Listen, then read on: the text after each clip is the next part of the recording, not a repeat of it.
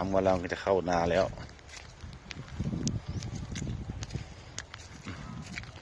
ฝนตกพอลิน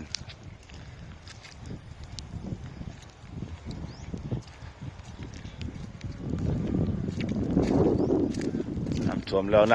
วย่างกันยาก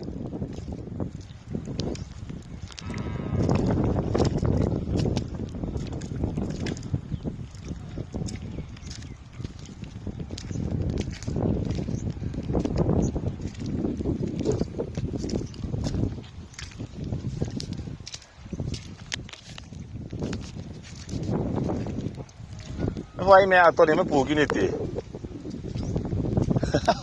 นั่นที่ปลูกที่จะคล้องกับว่า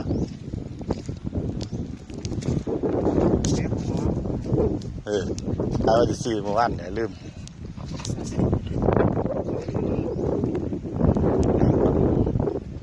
น้ำท่วมแล้ว